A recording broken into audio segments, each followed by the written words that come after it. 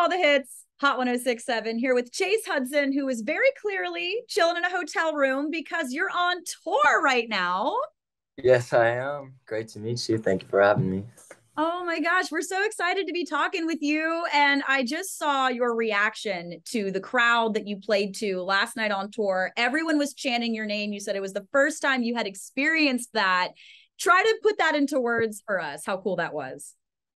Uh, it was really interesting. I had never had my name chanted for me before, so I personally did not know what to do. A lot of the time, you can feed off of like the screams and and the things that are going on, but hearing my name getting chanted to me for the first time, I just didn't know what to do. So I just kind of like stood there and was just like, "Oh, cool! Like this is cool. I like this."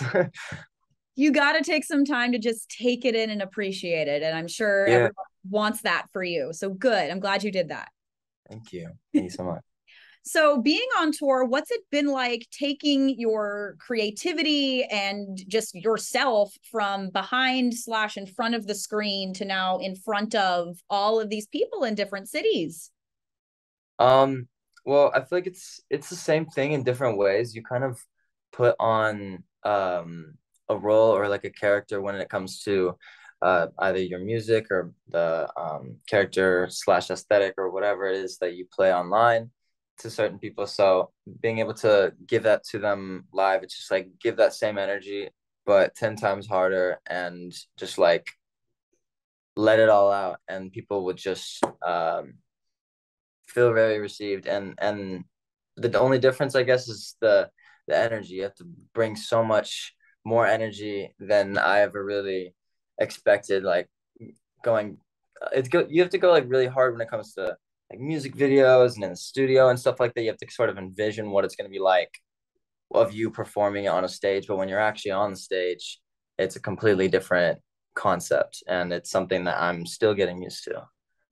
It sounds like on one end it's very cathartic because you're getting out all that energy and you're feeding off of it, but as you just said, it probably takes a lot from you too. So that's definitely something I would have to get used to.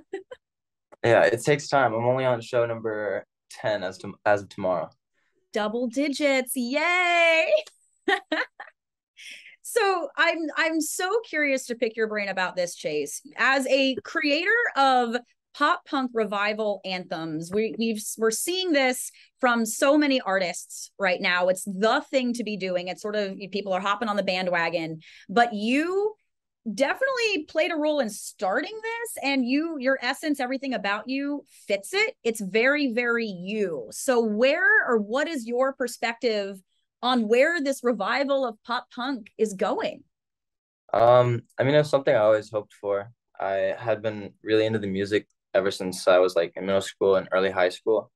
I started getting really, really into it. But once I had moved to LA, I was looking for it the whole time because a lot of my hometown, there was a huge rap resurgence at the time. SoundCloud was a really huge thing. So like there was producers, but there was producers for that specific genre. Whereas I really was into the instruments because my dad was playing instruments all going up through my childhood, and my sister was playing punk.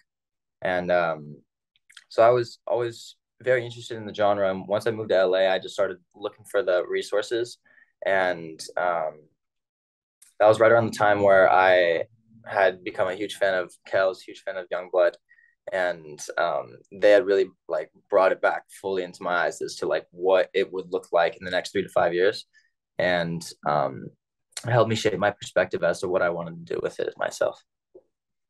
So what do you want to do with it? Do you, in the next, even with that timeline, 3 to 5 years? Um, well, within the next like 3 to 5 years, I really want to just um, keep creating. I just take new influences, take old influences, and sort of implement them into my music, and really uh, see what I can do to make the genre just a little bit different in my own way. Because I feel like everyone has their own brand to them to an extent, and I'm really like figuring it out as I go, and I feel like I'm getting it down like better and better each time I make a song. So I feel like it's just like a day-to-day process. Yep, that's the only way to do it. The only way through it is through it. I love it. Exactly. So you really do address all edges and ends of being a creator in music, because that's more than just putting out the music. It is creating all different sides of your artistry. And something that you're phenomenal at is your music videos. I mean, the music video for All the Things I Hate About You is just insane. It is gorgeous, and it's so like lots of fire and everything. And I know that one of your favorite tattoos is the castle on your shoulder. And I'm dying to know if your tattoo had any influence on the theme for that video, or if that's just a coincidence. I used to I use the castle as like a symbolism of home. I'm Scottish, and so I have the castle on my shoulder, and then I have my me and my two sisters as like little dragons. I guess it's like a weird like metaphor, not a metaphor, but like a symbolism that I kind of came up with. And I had always wanted to attach that to my brand, especially going in with the sort of I guess like movie theme with my characterism with the vampires and the castle. I really wanted to like tie it all together and see where I could take it over time. And I always wanted to use the castle in a music video, and we just started looking at places in LA, and we're just like, let's shoot something. Let's come up with a concept. Let's do it. And I felt like this was like the right time. And me and Mooch had really been picking each other's brains as to what kind of concepts we wanted to do for music videos. And when he came up with the All the Things I Hate About You concept, I was just like more than for it. And me and him just started building to it like by the hour. Like we were just adding things to it, and it couldn't have come together like any better. I feel like it was just such a like a jaw-dropping, like eye-opening moment for like me and like what I want to do with music videos going forward. Well, you pulled it off. More than that, it was so cool. I shoot music videos for some artists in Nashville, so I geek out over that kind of stuff. Awesome. So, I'm sorry. thank you so much. Oh, of course. So would you ever consider getting a little detail from the music video added to your castle on your shoulder, or no? Um, Either like maybe like something. I feel like there could be something in there. Maybe like the owl. I feel like the owl is dope. Um, but yeah, there was like a bunch of things that we could add from that music video into there. I just got the sword. I used the sword in the music video. I just got that. Oh, Tattooed on. perfect. You already did it. Maybe, That's great. maybe I So we actually played and featured All the Things I Hate About You on my show last week for our segment called Hot or Not, where we play the song and we have Nashville vote on what they think of the song. And of course, it was hot. I mean, like 80-90% of everyone was like, we want to hear this again. So with it being such an intense song and everything you address in it, how was it like making that decision to share all of that rawness with the world? feel like I came to a point as soon as I said that I was going to be Huddy, that I was going to be the most real version of myself that I'd ever been before. I felt like when I released Teenage Heartbreak, I was still discovering my sound and discovering really what I wanted to talk about. And then once it all like clicked to me at a point, and I realized, I was just like, okay, what is Huddy? What is Huddy compared to Lil Huddy, and what differences do they have? And I feel like the realness in like every aspect of the songs that I'm making now are just so much more real and emotional, and like a few of them really like make me cry. Even like some of the stuff that I've been making recently, like there's been a lot of emotion poured into these last couple songs I've made, and I'm really proud of it. I'm really proud of all things. You should be proud. It takes so much courage and just energy for anyone to put themselves out there to be seen all over the world. So good for you. Thank you. Yeah. So something I really want to point out that I find so fascinating, because I was a pop punk and punk rock kid growing up. That is my genre. Love it.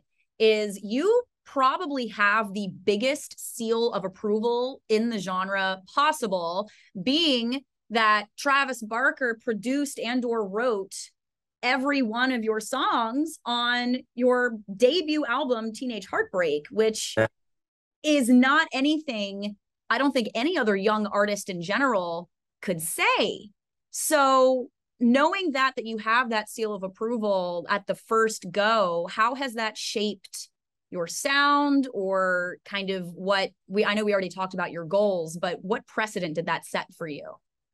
I feel like me and Travis built like a great relationship in the studio as to like what the energy of the music is gonna sound like. He has a really fast, um, like he has really fast drum patterns, and so it sort of like set the tone or like set the bar as like what I want to do going forward when it's energy wise.